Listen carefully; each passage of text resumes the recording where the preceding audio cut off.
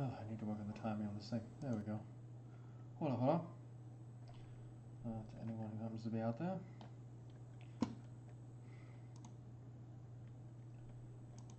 My final touches on here.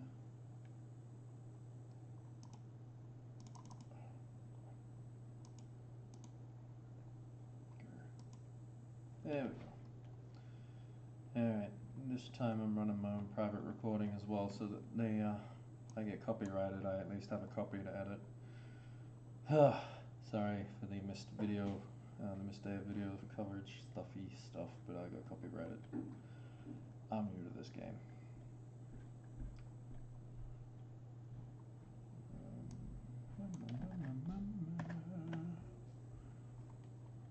Mute.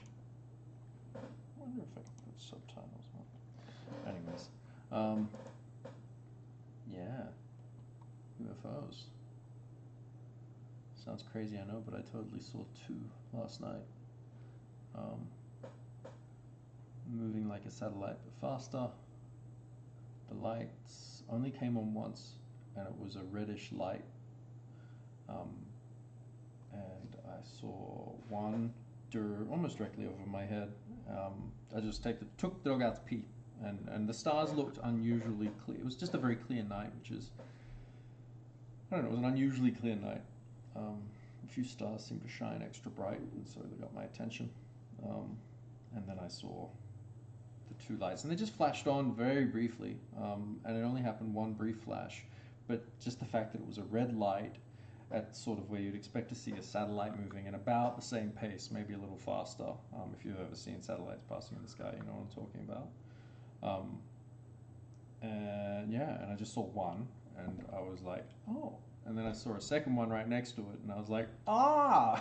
That was not a coincidence. So yeah, it was simple, but like, that's UFO material. Like, that wasn't, that, satellites don't shine red lights, and neither do any, like, planes. Not that type of red light, and not for that length, because it was like 2 seconds of like red light, and sort of, you sort of saw it stretch a bit.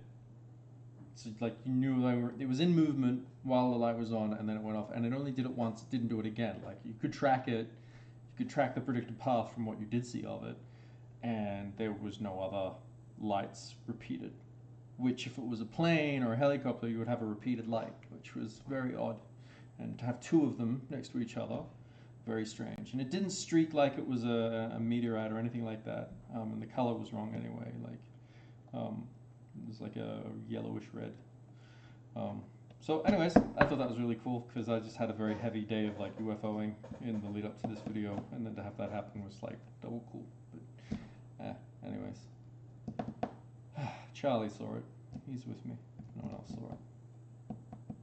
Yeah, so that was just my little UFO experience recently, but I have had a lot of weird things happen this year actually regarding UFO-y stuff, so I'll lead into it with some of the UFO talk. Just let me check if anyone's in the chat, because I could use with some more interaction on this one, because it's a big subject. If anyone has any questions.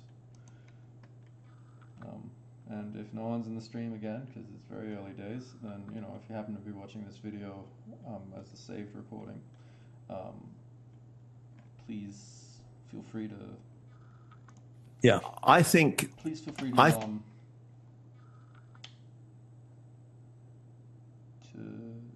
leave a comment, and I'll try and get back to you on answers, because I'm pretty well versed on the subject. I've had a lot of free time. Being focusing on trading, so it leads to a lot of free time to sort of let the mind wander on other things. And this is one subject that I'm incredibly well versed on, because it's just a subject of interest for me as well. I've got history with like otherworldly stuff. I just had some really weird things happen in my life, which has always led me to have an interest in fringe subjects, particularly ufology and stuff like that. I try to be coy about it, but because it's still a confronting subject, and a lot of people. Oh no, I'm having trouble with my feed. Hold up. Oh man, I'm roughshod it again, guys. Sorry. I think we're okay. All right. Yeah. So I'm going to start. I guess I'll start with a couple of videos from Ross Coulthart, who is a very respected journalist in Australia. He's probably one of the top respected journalists. So seeing him do stuff like this, just from an Australian's perspective, it's a big deal. And it's curious and it's interesting. And yeah, let's say the magic word psyop. You know, possible CIA plant or other intelligence community plant. Yeah, it's possible. You know, he used to be a lawyer, so you know what they say about lawyers. You know, they sell their souls, and then they retire, and with all the money they make, they try to win their soul back. This is his retirement, so effectively, he's probably not. But anyways, either way, it's a very curious subject. I think it's pretty plain and simple that there would be alien life. I think it's very hubristic to think that they wouldn't, considering the size of the universe, the amount of stuff in it, and just, I mean, sitting back and looking at the way the world is, like all the stories and all the ancient scripts and things lost to the sands of time, seems pretty obvious that stuff's been going on here that's related to stuff out there, whether it be space or whether it be extra-dimensional, or both. It's probably both. You know, you think about the old stories of the fairies. If you look into like fairy mythology and like the jinn mythology and what's the other one? Oh, giants is one that comes up a lot in lots of different cultures. Those three in combination all sound like other intelligences. You know, the Bible even mentions men of other flesh, and I think that speaks volumes of perhaps something that was poorly translated or poorly understood. So I don't think it's exclusive. I think it's a very big assumption to make that it's exclusive. I think it's somewhat inclusive. I've heard that the current pope, under his previous tutelages, both people that he learnt off and himself have inclinations towards recognizing it, and I think that's something commendable. I think, but I think it's dangerous though, because it's all in how you frame things. You know, one man's demon is another man's malevolent, you know, malevolent alien. You know, things get hazy with framing and stuff when it comes to attaching words. I don't like words that are very reductionist, but at the same time, it's what we got to work with. It may not be what they have to work with, but it's what we have to work with, at least for now. Yeah, no, so I had this weird experience. You know what? Should I tell you the experience first and then show you the stuff? I'll just give you a brief rundown. So I was working at a job in a hotel, and I'll leave it unnamed, but I'll make it so it's easy for you to track down if you care to know. Because I was working the graveyard shift. I was just a night auditor, and I didn't know at the time. So I had these weird experiences, and then I found out later, and I was like, oh, well, that makes sense then. So I was working at this hotel, and it's a pretty big hotel. It's in the middle of Canberra. I only lasted about 2 weeks there before they shuffled me out, which was weird in and of itself, because I was doing a good job. I kind of graded with one of the managers. She was one of those, you know, those middle-aged women that just hate life, hate themselves, hate people, and just generally nasty human being. Actually, because of the way she manages, I would never want to sleep there or stay there. Like, hell no, I don't feel safe. But anyways, there's a whole other story.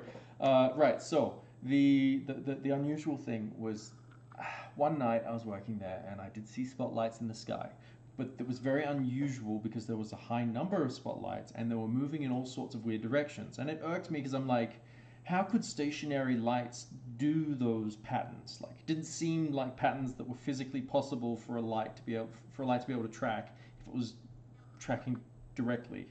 Um, and then I saw a couple of videos about the same thing that I saw, but they're like coming out now as like these UFOs people are seeing like lights in the sky. I'm like, oh shit, that was what I saw. Like, it was weird. And I've got these two videos set aside so I can show you the ones that I'm talking about, because it was genuinely weird. Did I get both of them? I may not have gotten both of them. I accidentally opened twice the wrong one. Damn it. Oh well, the first one serves a point anyway. So this one here, well, hang on, let me mute this so I don't get, probably fine, but these ones, like the lights in the sky. Now this is very similar to what I saw.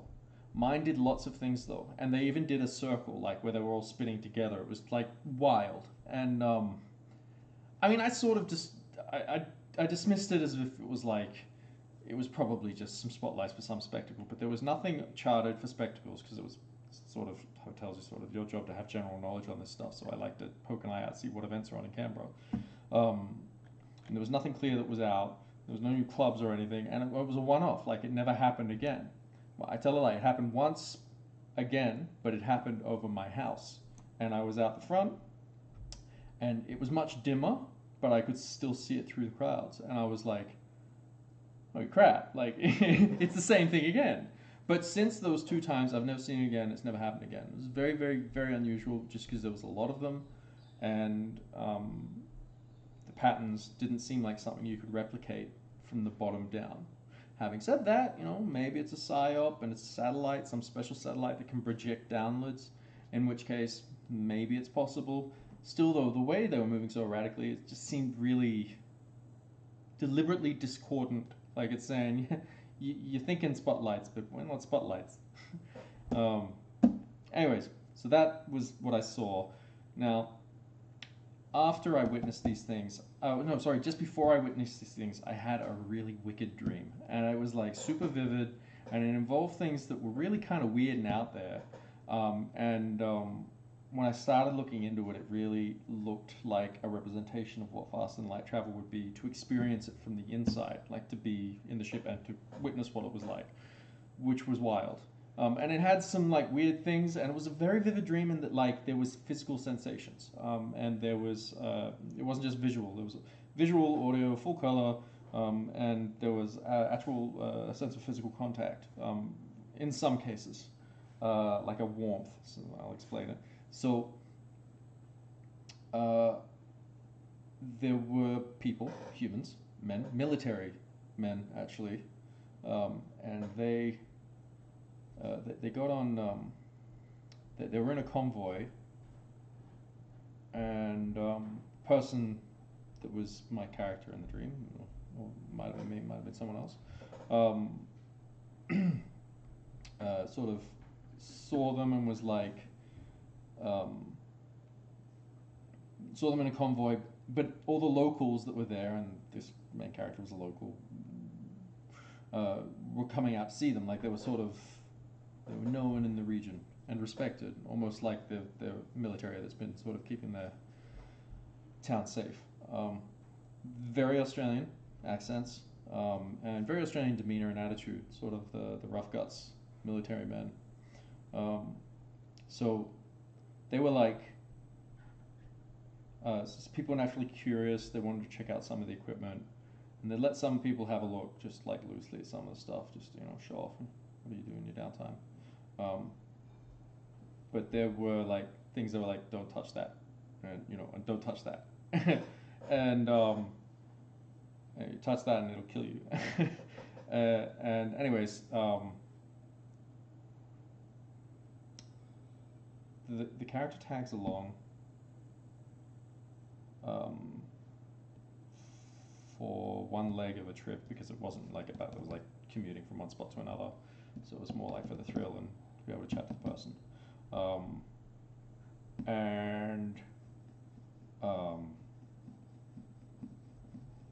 And then it goes on to a different part in the dream. I'll skip a whole bunch of stuff because it's somewhat arbitrary, but then basically there was a ship that was it was like a sort of a pinkish cream. No, sorry, outside it was bluish cream in color. Inside it was a pinkish cream. Everything was all one thing, there was sort of everything was sort of all one form, sort of like it had been extruded, like the chairs were extruded from the start. I'm doing a terrible job of explaining this. There were chairs. There was one chair that was different. Turned out to be the captain's chair. I'll explain that in a minute.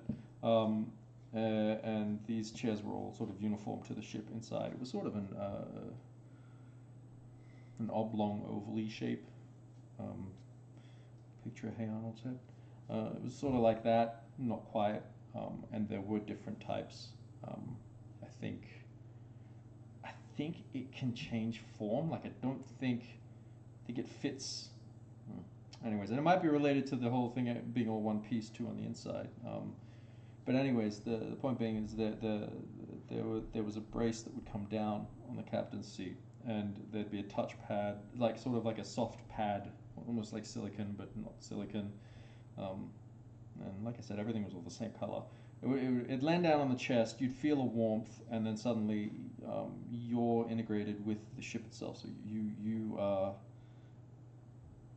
the sensory inputs of the ship you are experiencing directly, like a Neuralink connection, except I'm guessing it's wireless because of the warmth, and that it's somehow related to the chest pad. And so you sort of lose your corporality, but you still have your intellectual intelligence, and you sort of are gaining the corporality, the sense of corporality of the ship itself. And from that point, you start intuiting things. It's like, you know how you sort of intuitively just know stuff, you just go to do stuff? Well, you just sort of intuitively know how to do stuff, and it becomes more than that. Like the mathematics of navigation and like the movement.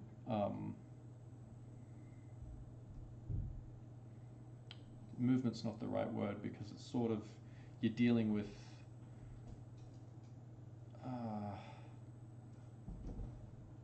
high physics, but being fed it from an intuitive perspective.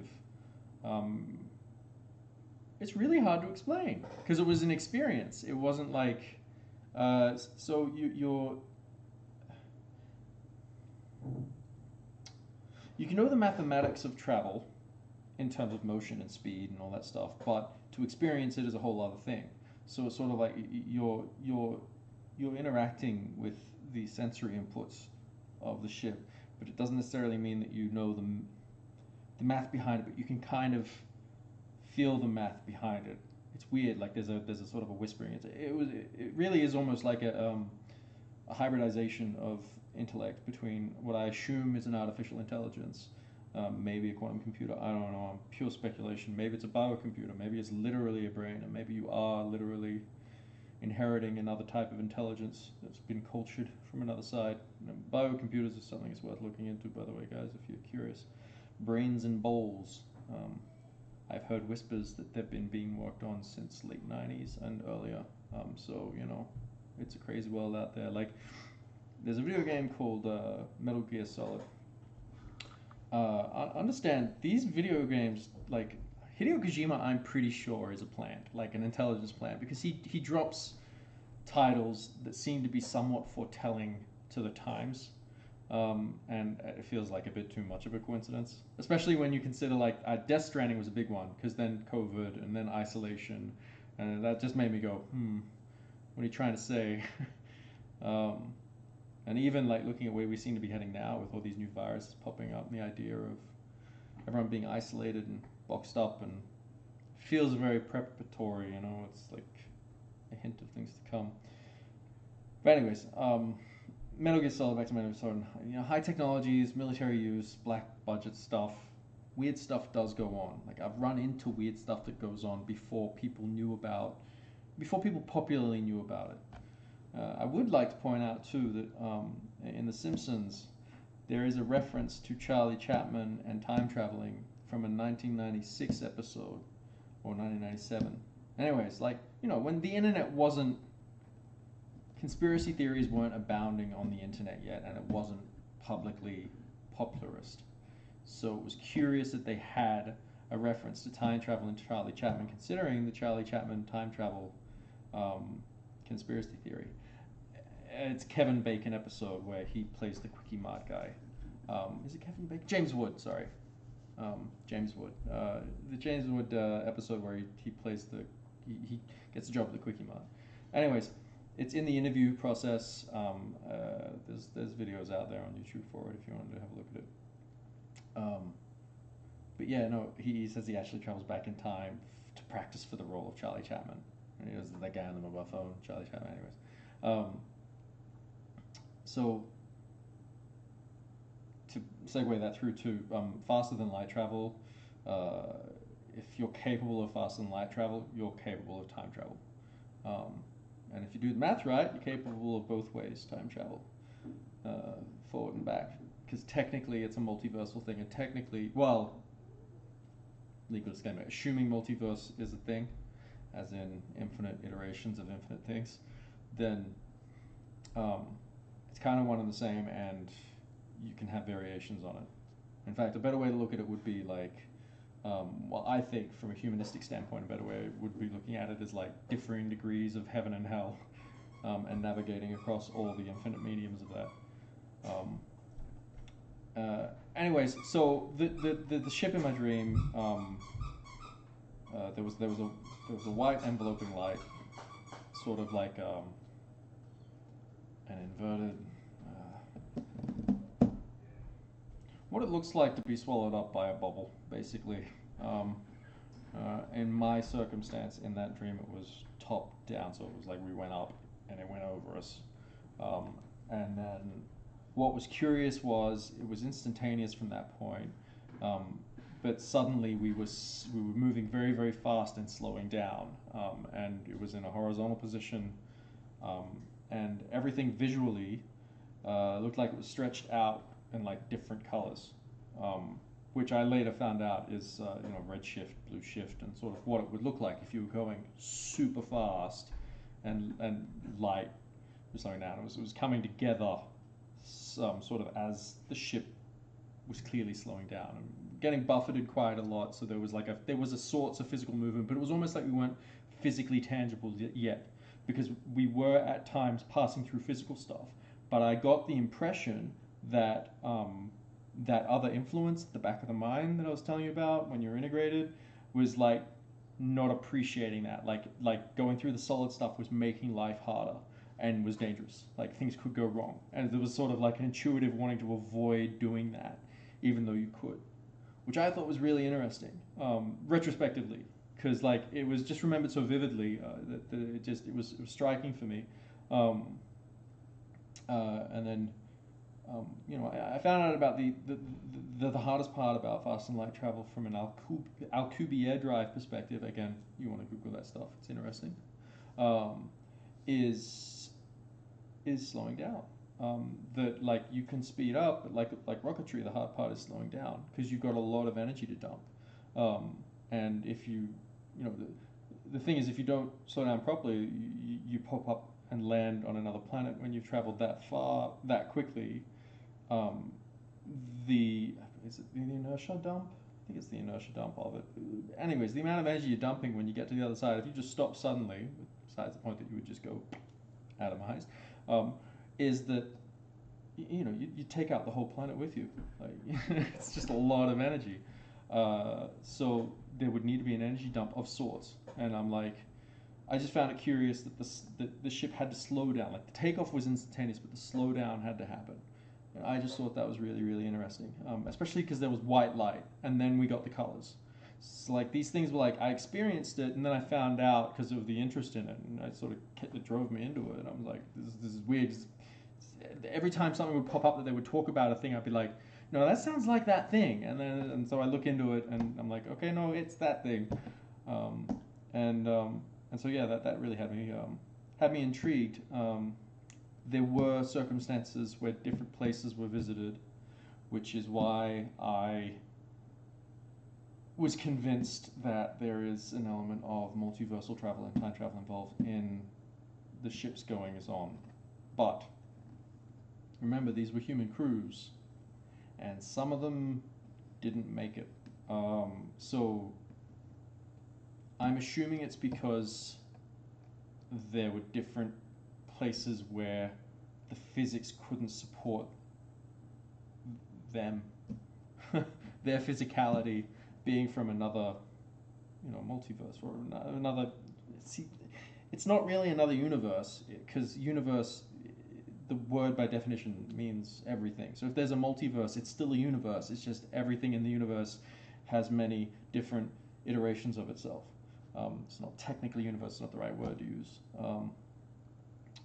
But yes, so, and it stands to reason that there are places where physics is different, if there is a multiverse, and so therefore some places can't support the life that might get brought there through high technology. So it's a bit like an age of discovery, where you run into dangers that you weren't aware existed, and there's a bit of like the plotting and charting thing.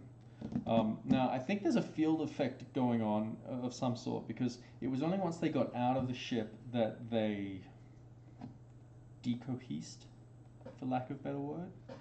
They kind of disappeared, but that doesn't mean it wasn't painful, because they didn't seem like they were having fun when it happened.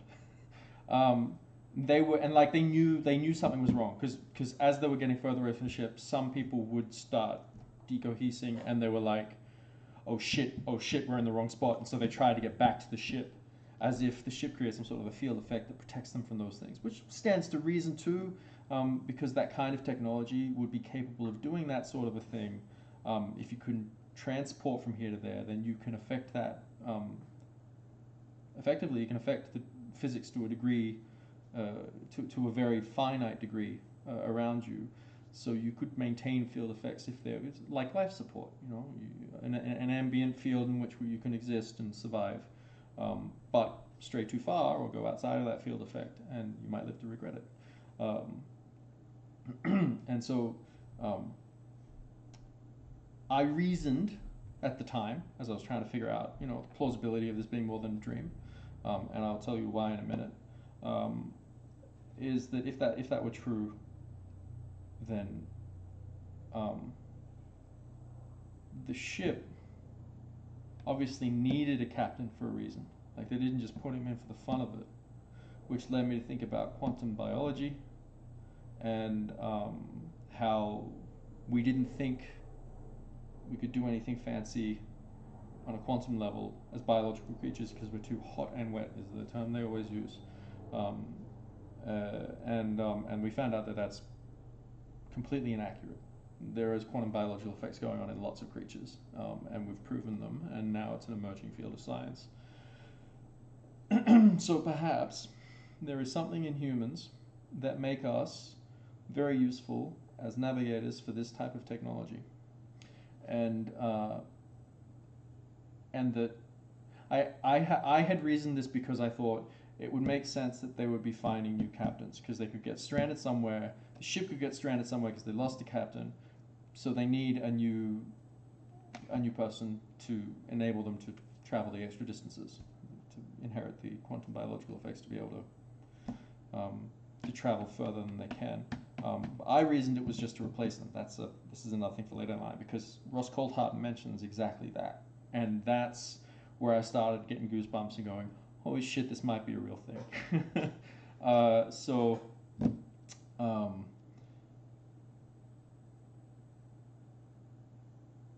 So yeah, and I have to explain, like, I come from an unusual family. We've had weird experiences. They border on what would be called superstitiously supernatural. And the more I think about it, the more I think that perhaps it's just unique quantum biological family traits. I've had like two sisters have the same. I think I've said this in another video. Two sisters had the same dream, and they were talking to each other one Christmas. And I was at the Christmas dinner table, lunch table, having a beer, listening to them just talk about the same dream they had together, and it was a trip. And this is one example. We got heaps of stuff like that in my family. I've had stuff as well, pre-cognizance and all that jazzy stuff. Yeah, no, it's a big one to pop, but it's a real thing. I know from a lived experience that it's all a very real thing. So moving on, Ross Coulthard, which is the next video I want to pop up, he talks about what he thinks the ships are. I think it's what he thinks. Anyways, it'll be one of these two videos. You're probably gonna have to watch both because I'll probably mix it up and pick the wrong one. But the point being, I think, and maybe it's not even from this, this path of the multiverse that these ships came from. Like maybe it's some alternate one, and this is just well, when you're dealing with quantum timey-wimey stuff, it's hard to call things coincidences and more probabilities that have been impinged upon, which again hails to remote viewing and things like that. I have my grandfather on my mother's side has a mysterious part to his life. We don't know much about his life. He has a top secret file kept with the government. He was a military man, and it was resealed in 1996 for another 60 years. And he died of old age. Like he made it pretty. Well, he didn't die of old age actually. He died old. He had a very long, full life. He fought during World War II. He was a very intelligent man. He was a lawyer. Briefly a barrister. He hated it. As in judge. Sorry, I'm probably using the wrong terminology. I care not for a passing system. Quickly too. He was also a pilot. He was involved in a plane crash in Canada, actually. There's a fun story on that though, because the plane crash caused him to meet his future wife, which caused me. So that's silver linings. Anyways, he has this big mysterious past, and we don't know much about it. We found out he was a cipher at his funeral. He had to take that one to his grave, but we found out at his funeral, which they're allowed to do. But to what went on, we have no idea. And there were curious things, like we were finding things in the spines of books, and we were finding, when we inherited all this stuff, and we once found a weird note where he reached out through a newspaper, like a local newspaper, to his former partner, like professional partner, to whom he worked with. But it was like 2 weeks before he had a stroke that he reached out to her, and that was when he was supposedly well retired and in old age. So it's very unusual the way it all coalesced. So there was spook stuff going on that we never got to find out about. It's just cool to talk about. But I wonder if it's not related to remote viewing, and I wonder if it's not a family trait that's not on both sides. Because there's my father's side too, which has unusual stories and a lot of mystery in terms of us not knowing our bloodline. The paperwork goes cold after a few generations, so there's a mystery there. I'd like to think has to do with some of the more,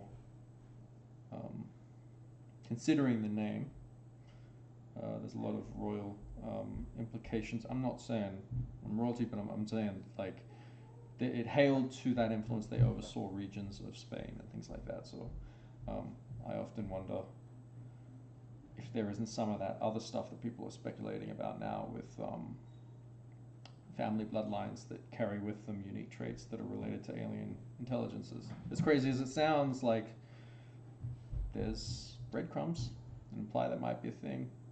And there is a lot of mystery behind the Spanish crown in older history. Like some of those paintings carry with them some really weird stories and like hard to explain things. Like there's something encoded in it that you could decrypt if you were to look at it. I've dropped it before on my X page. I'll do it again too because it's a fascinating subject. Anyways, I digress. This ship thing. Okay, so I had that dream, then I had that experience, and then I found out fairly recently, like about 2-3 months ago, and I was working at that job like at the beginning of the year, that in fact the HQ of Lockheed Martin is situated in the very same building as that hotel. And I had no idea the time I was working there. I'd actually walked past and seen the offices, just thinking it was weird that there's like an office attached, and just assuming it's like their HR or something, because it's a very fancy hotel. It's a big building, but it's actually sort of attached to Lockheed Martin. And considering what's all being talked about now with Lockheed Martin, I'm thinking a project's gone rogue, or they're trying to send a message, or I'm being psyoped, or or something else is trying to say something and trying to make a point. And I say it all very sort of soberly because I've been living the experience. Like it's weird. Yes, so that's the big weird one for me. And it gets a little bit crazy. Oh, so the reason why I was like, oh, that makes sense before I'd thought of the UFO stuff was they had really good internet. Like the upload speed was like crazy fast, and I've never seen it that fast before anywhere. I didn't think we had internet that went that fast, so it always stuck with me. And then I was like, oh, that's why they've got good internet. And I'd written it off like maybe it was some subtle thing where it's like a contingency plan place for if anything went bad. It could be a nerve HQ of like, you know, digital communications if there was ever land incursions. Because, you know, countries are quiet about that stuff, but, you know, every national capital city has quiet infrastructure for that sort of thing. And I don't believe Australia is any different. I'm sure we've got bunker networks that are extensive, and I'm sure we've got stuff hiding in plain sight. And I just assumed I'd sort of stumbled into something that was in plain sight because I was working in the heart of the city. And you know, you do stuff like that, you stay casual. Safety first. So yeah, so there's that. And so now when they talk about Lockheed Martin having tech, I am taking it very, very seriously. So I'm just going to show you a video where Ross Coulthart talks about the ships that I think that I think I saw, because he talks about how there's a type of ship that humans were using, but those ships couldn't go further. I hope this is the video for that. There is a video out there of him talking about this, where the ships couldn't go further because they lacked the capabilities. They could only go as far as like the solar system without humans integrated with it, or like an intelligence integrated with it, capable of this. I don't think it's truly remote viewing. I think it's sort of like an adaptation of remote viewing. Where that process is harnessed in a different way, and therefore it is capable of navigating. Because getting from point A to point B is a thing. Like it's not like how would you get back? How would you go for like it's navigation's really critical. Like I actually think that if they were experimenting with this stuff, the first experiment would have had to have been would have been sensible to have been a stationary, because nothing's stationary in the universe. So they'd be working with cosmology to try and figure out mathematically where would be a destination point and where would be a return destination point. And maybe they didn't bother with the return destination point too, which will be another thing I'd like to talk about. But so make it stationary, and you've got a fixed point to start with, which means you can use that math to work out another place in a cosmological constant where you will want to aim for that transportation system to get you there, for lack of better words, because technically it's just a thing sitting on the ground that creates a field effect that then zips you instantly somewhere else in the universe. And maybe they just decided to start a colony somewhere. Maybe they recruited a small handful of people. I mean, MH17 disappeared. They had some pretty specialized people there too, on that plane, I hear. I'm not saying that's what happened to them, but I'm not convinced they're dead. I never thought they died. The whole circumstances were too bizarre. And also, that gut instinct thing that I'm telling you about, that it's kind of remote viewing, it's kind of not. I get that a lot, and I just knew. You know, so when 9/11 happened, I felt compelled to turn the television on. It was quite late in Australia when it happened, and I was traveling at the time. We were staying at a friend's house. We was crashing in the lounge. I was on a fold-out bed, and my sister, who I was traveling with, because I was like 16, this was like our like Huckleberry Finn experience. We just, you know, we came from a troubled family, and we sort of always stuck together. And so we traveled the east coast of Australia, and we were staying at a family friend's house in Sydney, she was sleeping in front of the couch, and it was a very female-dominated family that I grew up in. Like, you don't do things to potentially piss off the sisters. Like, I was raised somewhat abusively in favor of the women in my family. So, you know, it was against every logical thing in the family dynamic for me to go sit on that couch that's a fold-out bed and watch the TV while she's meant to be sleeping there. And she was asleep. I didn't want to wake her up, but I was compelled to go turn on that TV. And I did, and I started watching 9/11 live. And at first I thought it was a movie. I thought I was watching a movie. I'm like, they put real actors in it, like the real television anchors in it. That's cool. And then I'm finding out it's real. I wake my sister up who's on the bed, and I wake up everyone in the family. I let them know because I knew it was a big deal. Everyone knew it was a big deal. And yeah, it was a big deal. But you know, there were large forces at work that day. Anyways, so intuiting things like that has always been something that happens with me as well. Like I knew when my grandfather died, he'd been touch and go in hospital for a long time, and I remember I was hanging out with a friend, and it was about 1 a.m. And I turned to my friend and I told him, I'm like, my grandfather just died, and he was like, what? I'm like, look, I just know my grandfather just died. He's like, okay. He knows I'm a bit odd. And I find out the next morning he passed away. I think that the time of death that they gave him was like 1:20 a.m. So, you know, he'd left. In that respect. I do believe in an afterlife. Again, I've had a lot of weird experiences. Yeah, I have a good friend. Maybe I could talk her into coming on this live stream one day to talk about the experience, because it did happen. We were walking home one camping trip. It was me, them, and one other person. I won't even give a gender. I'll keep it super neutral. And there was a paddock gate that was wide open. It was completely still. There was no air, and the paddock door slammed shut. And like all three of us just stopped because it was really loud. We weren't expecting, because it was like dead still, middle of the country, beautiful quiet area. 4 a.m. in the morning,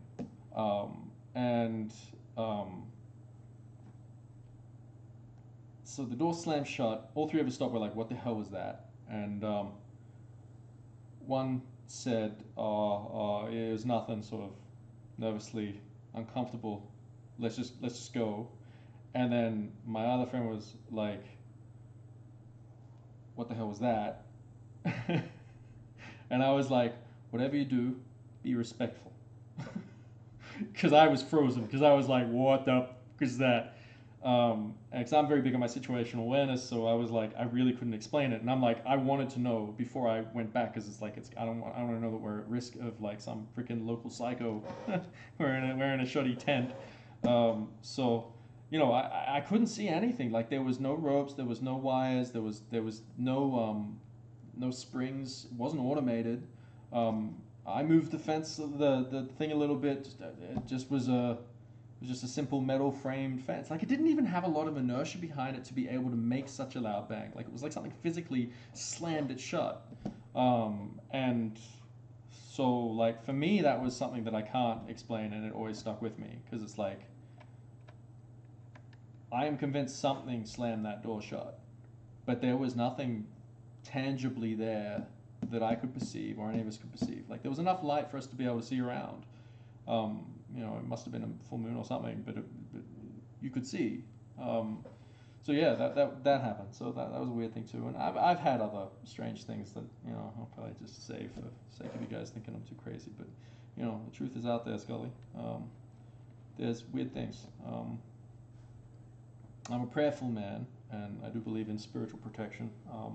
So I take that stuff seriously, but soberly. You know, don't let it affect my life. You still gotta live your life. But yeah, I had like a couple of weird experiences on a mountain recently too. There's something odd about that mountain. I stay very calm. I haven't been up there in a while actually, and I think after a few experiences, I'm like, I'm not sure I want to go back up. I do, though, it's beautiful up there.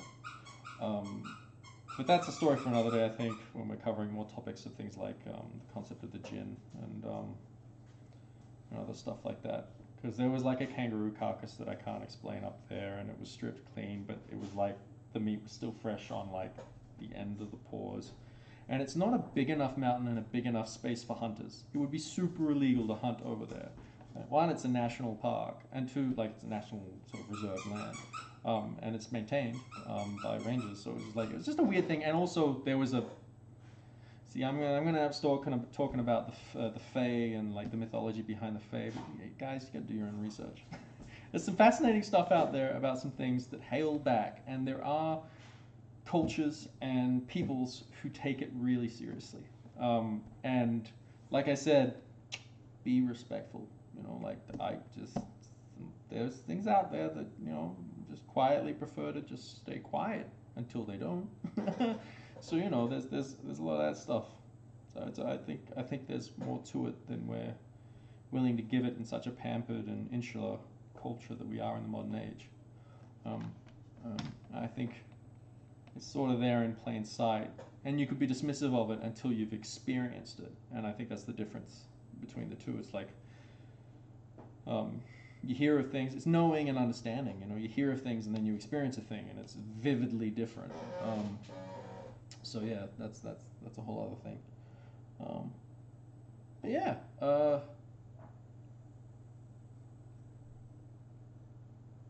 yeah, the skull was missing too. It was very odd, because if you're leaving parts of the body, like, anyways.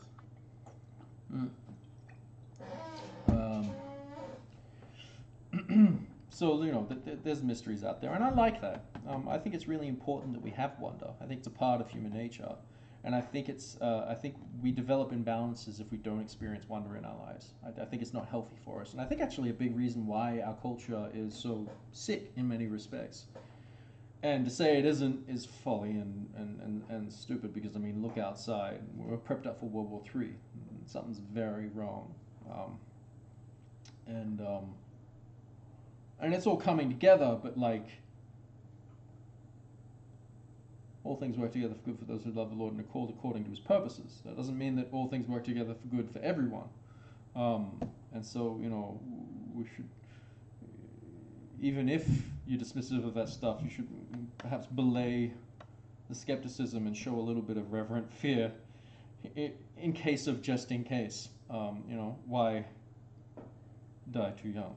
You know, you could get more out of life. Because some things just are, man, like it or lump it.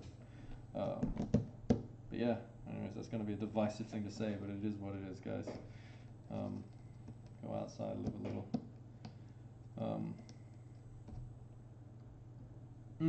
Back to the UFO stuff. So I'm going to roll the dice on getting copyrighted here. I'm pretty sure I'm okay because it's a news channel. But yeah, so this one. Next question. At DAARK, at Dark982, question for Mr. Coulter. What is your take on why the NHI do not just reveal themselves? Do you agree with the idea that there is an agreement for delayed or complete non-disclosure? Because if true, I would find that to be somewhat confusing behaviour on behalf of the NHI. I also think that if they were waiting for us to be ready, that maybe we wouldn't be seeing them in our skies, or maybe at all. Thanks for the work you do, and hoping to hear your thoughts. Okay, Mr. Dark. I think there's a really interesting explanation that I'm beginning to hypothesise. This is only a speculative hypothesis on my part, but it is based on work that I am doing that is increasingly focusing on what I believe is a consciousness connection to the UAP phenomenon. I do think that there is a link between what we call psychic phenomena, telepathy, or psionics, as is the more neutral term that's used by the military and the defence community. I do believe that there is a connection between human psionic abilities, telepathic, psychic abilities, and consciousness, and that the UAP phenomenon is tied into that. And I suspect this is one of the largest reasons for why this is being kept secret and for why the NHI are not overtly showing themselves. And my growing hypothesis, it's just a hypothesis because there's a few things I can't tell you right now that I'm going to be reporting on in coming weeks, and I'm very excited to be bringing you that story. But I do know that the Air Force has been working on psionics for many, many decades. They never stopped investigating the power of the human mind and just want to point out there's an old Bible verse about the wholeness of time. Sorry, the wholeness of knowledge and the fullness of time. And so, like the idea that everything has to happen in certain successions and in certain ways for it all to come together in its fullness, the best of it. And I think some of the stuff happening now is like a really prime example of that. Like we're like, oh, why doesn't it just happen straight away? It's like, well, it has to happen a certain way. Otherwise, it's a fabric. Everything's laced together, and that hails to Celtic belief, I believe, and that whole idea of the lattice work and how everything's interwoven. And it's a beautiful way to look at it. Because at the end of the day, irrelevant of how we're all trying to describe what is, it just is. And consciousness might dance with that to mean that doesn't necessarily mean that we can't influence it. And that, living in the present is a thing. Time gets timey-wimey, because the thing is,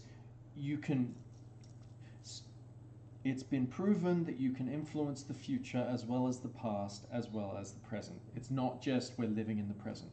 It's a misnomer. It's nice to have that awareness of presence and being in the moment, and drawing sort of your focus to that.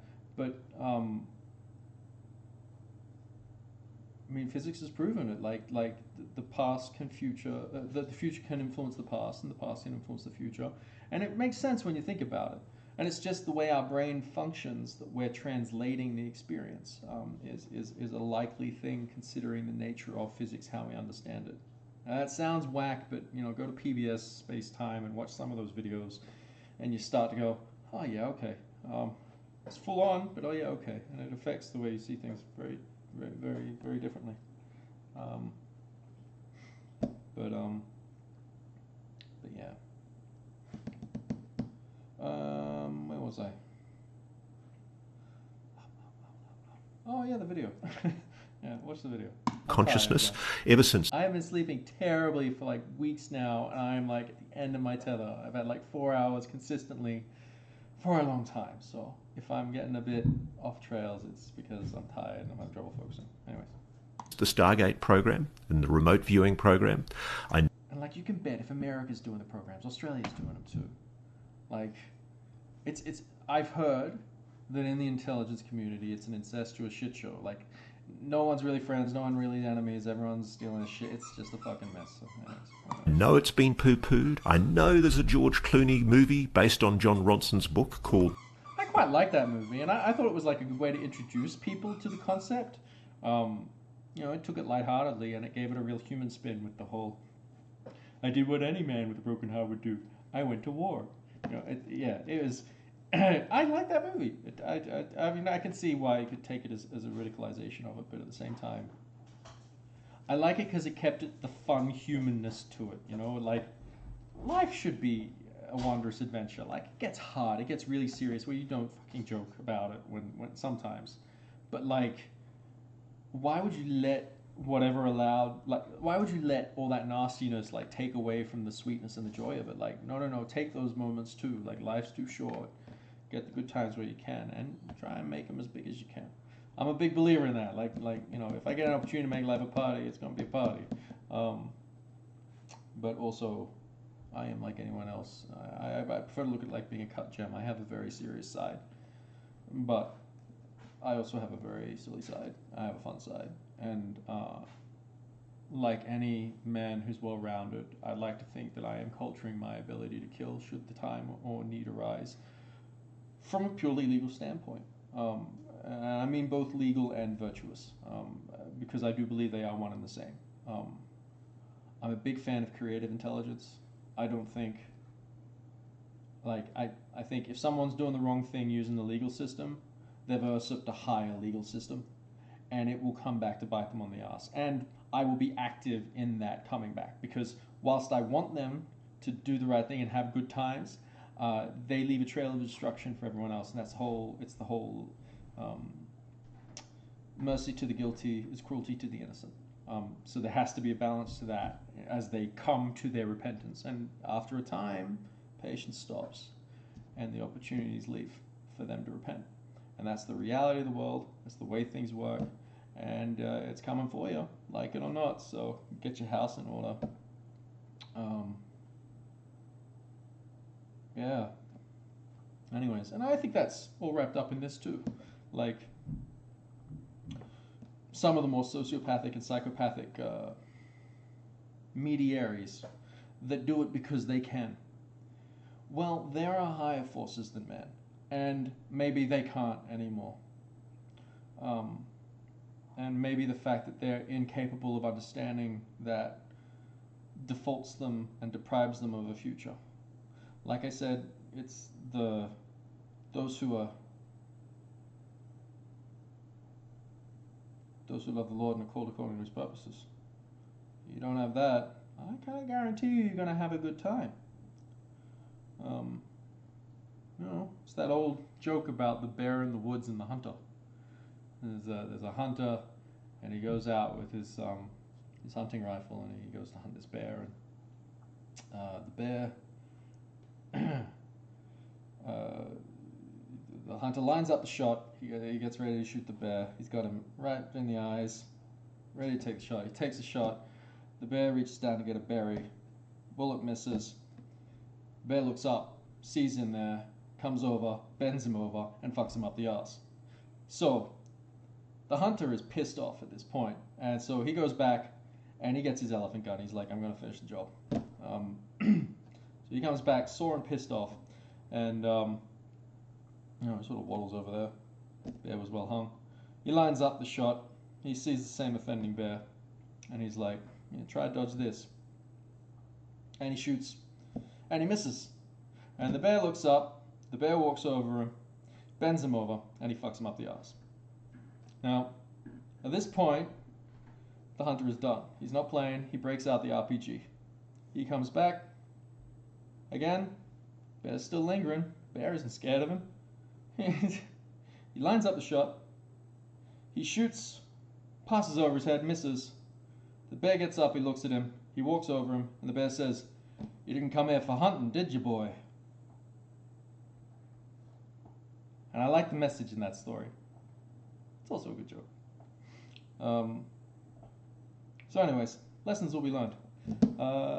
And I think we're looking at that now. I think this is the lineup of the accumulation, because honestly, from what I've been piecing together, and like I said, I've looked into this pretty extensively, I'd say consciousness plays a role in the navigation systems of these ships. I'd say they're real. I'd say there's a reveal. Maybe something went rogue. Maybe it was a government project and it shouldn't have been hoarded by corporations. Maybe this is part and parcel of a corporate takeover. Maybe this is a corporatocracy saying, you think you've got flex, we've got flex. No, I think we're going to be the bosses now. It's oil and water, guys. Fair warning. It's not going to stick together if that's what it is.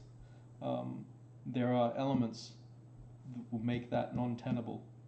I've been down that thought experiment road before. I understand the ins and outs. I have a very unique set of skills that make me a nightmare for people like you. And I know for a fact it won't work. And we'll see. We'll see. So either something went rogue, either it's part of an agenda, or it's all just a psyop and they really got me good. In which case, hey, thanks guys, it's been fun. That's all good. It's no worse than a really bad drug trip, acid trip, whatever. It's been interesting. Little resentful though. You're running a long-term enemy. But I actually honestly don't think it is. Just because some of the experiences are just too crazy coincidental. Like either they can incept dreams, and I've been incepted, which is not impossible. We live in fields of Wi-Fi everywhere. We've shown that we can influence dreams using electromagnetic fields, and it's pretty old technology, so you can imagine what they would have is probably quite sophisticated. So it's entirely possible. So, I stay very level-headed about the concept. Like, this could all just be, psyop. But it's not nothing. Too many coincidences, too many happenings, too many going-ons. Like, right down to the UFOs last night. That one really got me because, like, I felt like a giddy reassurance. Like, there was, like, it's like, yeah. So, yeah. So I'm actually pretty excited. I think it's a reveal. I think contracts are up with either military or some secret cabal between us and everyone else. And there's probably vying factions, and yeah, we might see things in the sky fighting each other soon. But my house isn't divided. You know, we'll see. We'll see. Yeah, no. So I think something's legitimately happening just from my personal experiences, and I guess I better go back to this now. I'm sort of chasing my tail. The men who stare at goats, and I know all the supposed debunkers say it's BS, but I can tell you it's not BS. I've seen it for myself, and it's real. And in forthcoming weeks you will see why I say it's real. And I believe the United States Air Force has knowingly deceived Congress, successive presidents, and the American public and the world about what it knows for far too long. It's time for this story to be told. Now, coming back to the question from Mr. D'Arc, I think the NHI are showing themselves in our skies to twig our consciousness. I tend to agree with him. To make us humans aware. I think they're doing it more ways than one as well. And I think we call it subtly because we are so numb to it. But I think it's actually, it's like a growing to awareness, a reawakening of something that has been actively fought at to keep us unaware of. We're all so busy now. Everything's so superficial, everything's so vacuous. The advancements we've been given are always the advancements that really dumb down this stuff. And you notice all the advancements that we seem to have, these things that we're calling high technology, have caused such incredible disequilibrium and sufferings. I think it was a sabotage. I think we've been slowly cultured to, because they say the greatest prison is the prison you're not aware you're in. And I think we've been, in a sense, held captive. And I think the reason why it's been so delicate up until this point is because it had to be for our own safety in our own respects. It's like saying, like evil had its place because it needed to be there for certain things. Sort of like a shadow, you know. Once the lights all engulfing, you don't have that shadow. It's no longer needed. But that's a terrible reference, actually. But anyways, there's an argument over the utility of evil, but then once it's like curses. Like a curse is said only needed to be there until the solution's been found, the resolution, and then the curse lifts. It no longer has any influence or effect. But the point is that it has to have a beneficial effect. And even if that means it's beneficial for everyone else around you because you just got outright removed because you just weren't getting it. But because people are suffering. But yeah, I think I think there's big things on the horizon. Because when you think about the talk of the singularity and stuff, from a technological standpoint, let alone the social singularity or the human singularity, I think they call it. You know, there's things that are even the previous sort of captive tenants are like now saying, yeah, something that big's coming. Like they're trying to spin it their own way. But I think there's more to it than this. I think there's a liberation on its way. But anyways, I'll let him finish. Of capabilities that many of us don't even realise we have. And I've seen those capabilities demonstrated in recent months. Yeah. I know they're real. You know, my life has taken some really unexpected turns, and I think, honestly, it's trained and honed that part of my mind, and I wonder if I haven't been quietly sort of guided along in that respect by intelligences, call them angelic, or call them alien psi influences, but I have really had very unusual things happen in my life that have led me to understandings of things like this, and I'm famous for it in my circles, you know, like my friends and family, when things get rough, they come to me and ask to pray for them, because yields results. Trees and fruit. Anyways, our army is greater, and let's just keep watching this. And I frankly don't give a flying fig what the debunkers or the skeptics or the trolls would say about that. It's real, and they will soon be eating humble pie. The capacity for the human mind to engage externally with some kind of uber consciousness has been speculated about in science. Go and have a look at the work on microtubules. Let's have a look at what modern science is speculating about a quantum connection between the human brain and an external consciousness. That's where we're going in this. So what if UAPs are merely a... Okay, so I have to explain to you. I had already reasoned out the ship stuff before any of this came out, which is why it wigged me out so much. And I had literally explained it to one of my sisters beforehand. So I have someone who can vouch, like, that this is a thing that I was talking about before this was coming out. But again, she does have Google Home. Maybe it's all part and parcel of the psyop. So you got to stay level-headed. It's a sinister, dark, insidious world at the moment. You know, it's probably one EMP pulse from the sun away from being a side note and forgotten part of history. Anyways. Manifestation of something that is above and around us, a consciousness. Some might call it God. Yeah, I know, this is heavy stuff. But what if the purpose of its engagement with the human race is to slowly twig our awareness and to encourage us to use abilities that we don't even know we have? I'm very interested in hearing from people who were part of the GATE program 20 to 30 years ago, who found themselves in rooms with US Air Force officers and strange psychologists in white lab coats, showing them on occasion strange, apparently non-human objects. Yes, this has been happening. Young kids, prepubertal kids, have been misused in experimentation by our military in experiments designed to develop... And as crazy as it sounds, I do actually think an alien intelligence has been in communication. And I know that sounds crazy, and it kind of is, really. And I might be going crazy. Canberra's a very isolated place. I seriously, it's a fucking airport of a city. It says everyone's a commute. I feel like I'm Tom Hanks in The Terminal.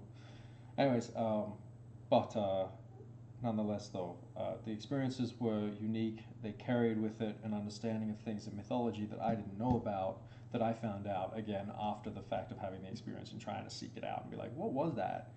Looking it up. I'm being vague because it's really out there, and if it's real, then I don't need to talk about it. We'll find out later.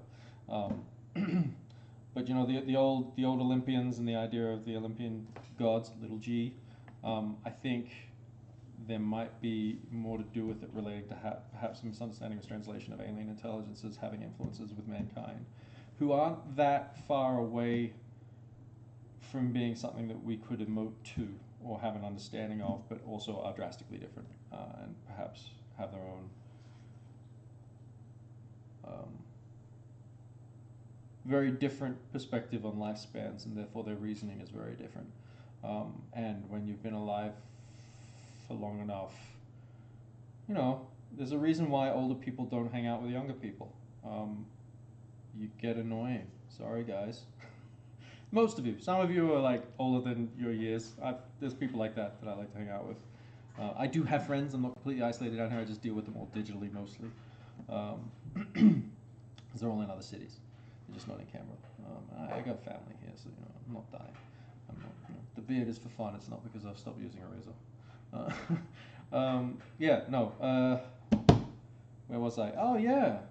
I'm not sure all of that is entirely mythology. Having said that, I am a Catholic, and I certainly don't encourage anyone bending a knee to anything other than God. You know, I'm big on that. Like, this is a big part of my anarcho-Catholicism. You know, I bow to no man but the one who rules on high. You know, and in service to other people, I'm often being submissive, but that's that whole Christ-like charitability thing, and it's something that I do willingly. I can choose to lift that lever at any time as well. You know, it's charity is optional, but the point being, it's not them I'm bending the knee to. It'll be Christ in that circumstance, and there are times where I'm not going to bow to that kind of evil. I'm probably trailing off a bit here now. Again, sorry, I'm tired. It's a bit discordant, but there are other intelligences at work. I'm pretty convinced, because and some of them I think are acting outside of the boundaries of time, at least from our perspective of time. Because there are just things that are happening in successions that you cannot predict as a human, and yet there's a knowing to it. Also, like there was other stuff, like there was a physicality to the impression, and I found out that if it's a description of a very specific one person in mythology, related to the cupbearer of the gods, little g. But yeah, I think there's a fullness to knowledge and a wholeness to time. But yeah, golden lass with a reef in her hair, believe goes by the name of Hebe, Hebe. It was a weird experience. There was a few experiences, but anyways, I had no idea what I found out about it. I'm like, oh, that actually fits. So you know, but again, I'm leaning towards maybe an extra dimensional alien intelligence. Would be a more scientific way to look at it, or a more sort of framed by modern thinking way of looking at it. But yes, just being very mindful, because if you are dealing with alien intelligences, there could easily be mistranslations in the communications. Just because they're like incredibly more advanced than us doesn't mean that there aren't going to be miscommunications. In fact, there's likely to be more. It's that whole little spin from Stargate with like that alien species that looks like the aliens, like the Thor guy in Stargate universe. In real life, it's like the Greys, or like that NASCAR dummy thing. Mummy thing. NASCAR. Did I say NASCAR? Yeah, the hell of a driver. Anyways, the mummy, the alien mummy thing. They look very similar. But anyways, the point is, in the storyline in that fictional universe, maybe, was that that they were so far advanced that they were incapable of reasoning the way that we did, and they actually needed our help to solve a problem that they couldn't solve, because their intellect was sort of high sciences, but they lacked the practical, pragmatic attitude that we have to then find the solution that worked and save their species. And so they form an alliance and they work out a strong friendship based on that. So, like, the point being, different intelligences are open to miscommunications, misunderstandings, and I suspect some of the histories past were rooted in that. Like, how do you just not know? Like, the Bible talks about creatures, says all of creation is yearning, and also that there are people of other flesh. And so, to me, I'm putting those two together, and I'm like, well, if there's like a coming to knowledge and a relearning of things that are perhaps long forgotten, then they could well be aware, have forgotten things that they're not aware of yet, aware that they're ignorant of yet. And they might think in their own version of a wholeness of knowledge, and this hails to the idea of infinities, so sorry guys, it's going to get real confusing now, but like, there can be multiple infinities, and some infinities can be bigger than others, and so they can be convinced that they have a wholeness of knowledge, but there could actually be more to learn, and it could be that there is something that we have to give as well in that, and so I think, like, to get too dismissive on these things, as in like looking at yourself as too small and them as too big, or them too mature or us too immature, I don't think it works like that, really. I think that's again a poorly framed way of thinking when it comes to creation. Maybe when it comes to electronic developments and machinery as we understand it today, that holds true, but I don't think it holds true for created things. And I do think there's an element of created. Whether it's a family in service had created us, I still think ultimately we work for the one God. And I think there could be factions of that, what we would have called angels, or would call angels, and what might well be, what we'd now call aliens. And I think both are dangerous to frame that way. I think sacred texts are sacred, taken seriously. There's deep truths in them that almost every time you read them, they can take on a new perspective and a new depth of wisdom.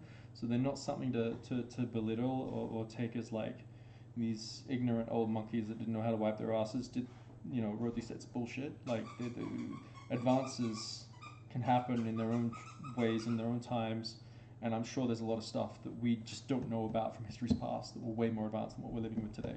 I mean, you look into scriptures and you've got people who lived 300 years, 800 years. Did it occur to anyone that maybe there was just other stuff going on that they neglected to mention in there, or had been lost to the sands of times? Like the Great Library was burnt down, back in the day, Alexander the Great's days, and like these things have forgotten to the sands of time, but maybe being relearned now. So, I don't know. Yeah, and I do think there's like a cabal that probably involves alien intelligence, because the way the human species is played out, like, there's evil. But whether the evil likes it or not, it all works towards bringing about God's good. That's like the big curse of the demons, is that like they'll do everything they can to work against it, but it always gets worked towards doing God's work, whether they like it or not. Truly accursed. Okay. We should watch the rest of this. I trailed off a lot there. Sorry, guys. I'm very tired. Develop an understanding of how to engage with the phenomenon, with a consciousness. And I think at the same time that NHI consciousness is trying to engage with humanity individually.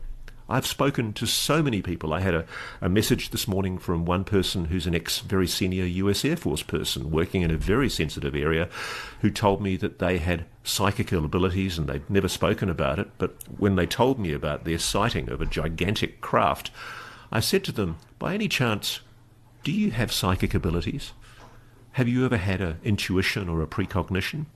And they said they were very moved by my question because they'd never really spoken about it. But yes, they have. And everybody I talk to tells me about intuition, precognition, some kind of second sight, some kind of insight that gives them an ability to understand or engage with things in a way that humans can't quite understand.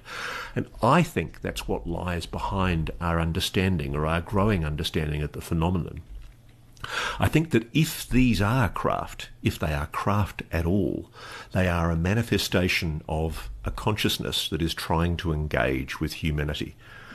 And I think, interestingly enough, the evidence that I am acquiring suggests that these craft can only be operated by people with those psionic abilities. Watch this.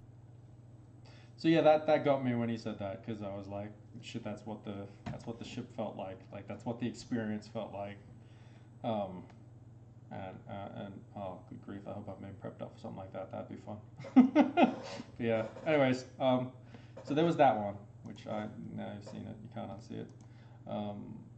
Here's the other one where he talks about some of this stuff too. I really hope this stuff doesn't get me.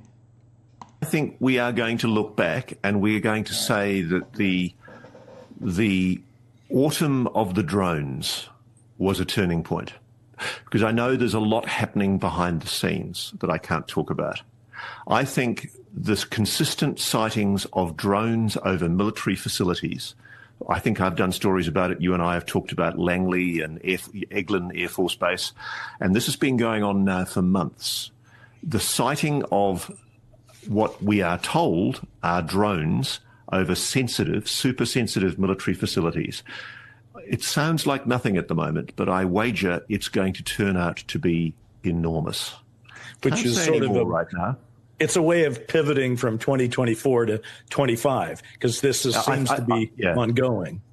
I think 2024 in future will be seen, ironically, as the calm before the storm. Oh, I agree. Wow. I think very early. First few days of Ukraine were very quiet. In 2025, all hell is going to break loose. Watch. You heard that here first, folks. I mean, to say all hell's going to break loose in early 2025, you don't get. I've been getting ready for 10 years in anticipation of some issues. Not necessarily specifically this. Like, I've been blind to a lot of stuff, but I was always timely come to a knowledge of it, almost like I needed to be ignorant for my own safety and the safety of others.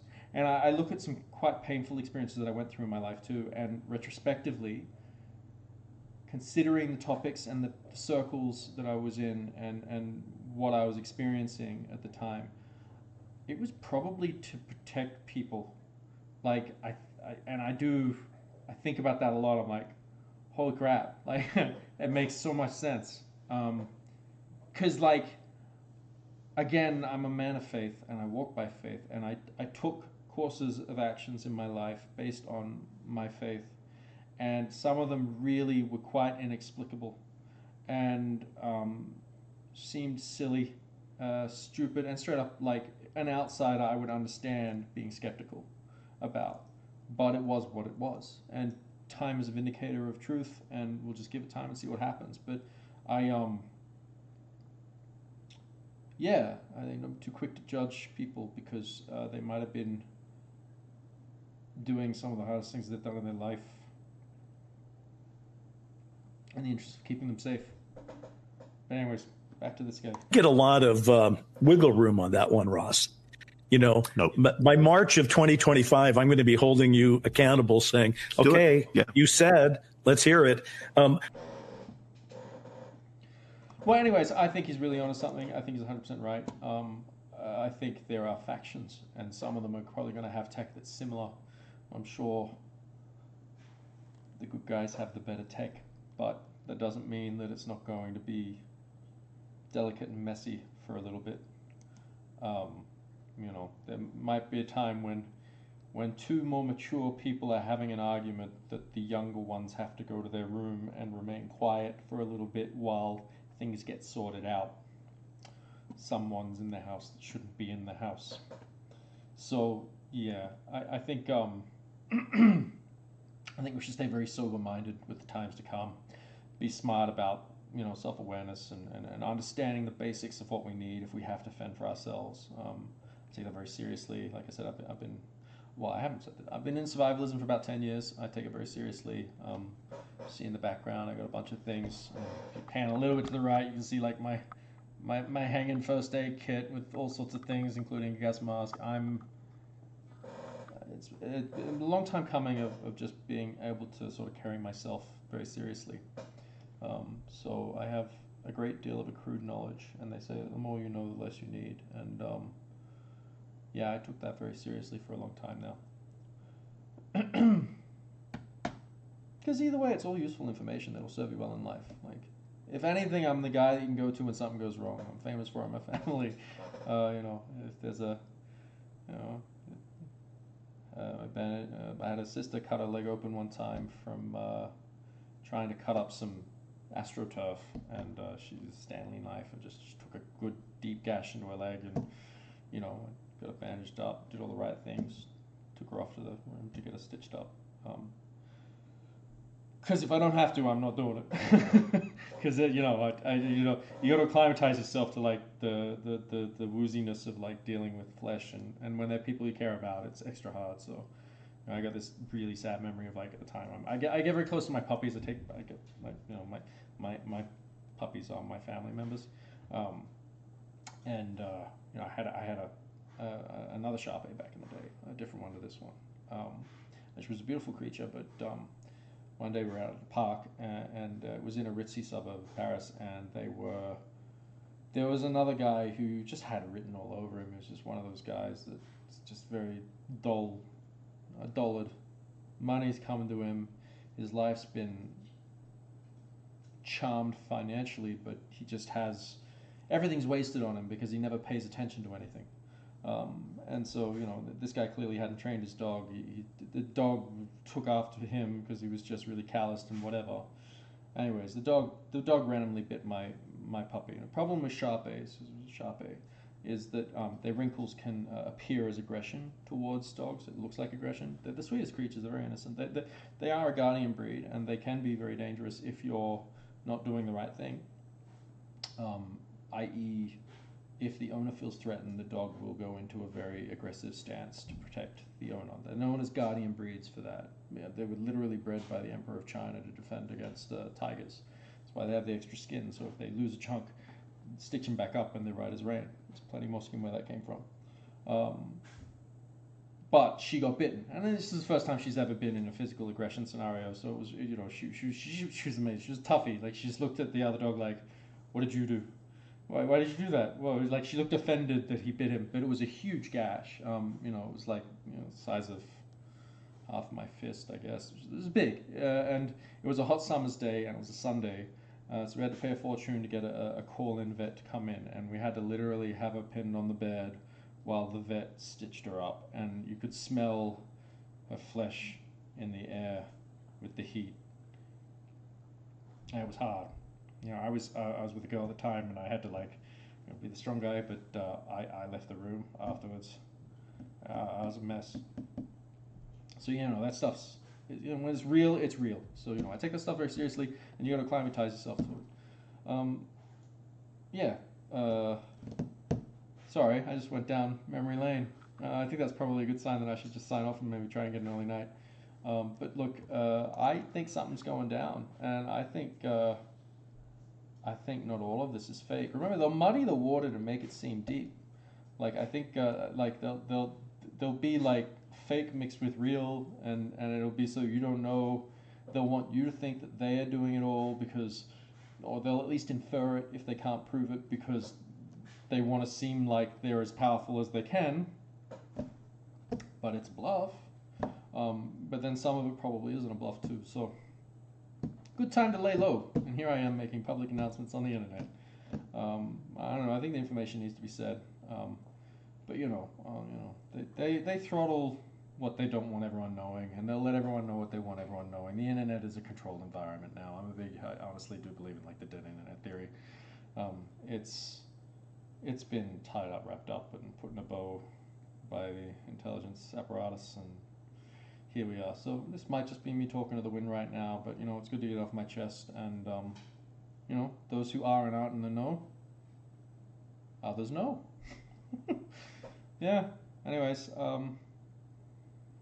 yeah, God can't be mocked. You know, they mock themselves. They fall into their own traps. Anyways, I am optimistic for the future. I think a lot of it would come with exciting new frontiers. You know, and people, like, can dismiss it for crazy if you want, but you know, things like the automobile, aeroplanes, all these things for a long time were dismissed as flights of fancy, and then they became real. And then you have to deal with the realities of it, because you get the new stuff and then it just brings in new horizons, so you have to be mindful about the other stuff. And I think about that whole don't be in a hurry to grow up thing too. It's like we're going through a sort of a type of collective puberty, and you know, enjoy the good things while you know, like, take the experience. You know, it's there to be lived. Yeah. Okay. As we're here, there, and everyone else, so I'm gonna call it. But yeah, keep watching the skies. Something's going down. I'm pretty sure. All right. Ciao, ciao.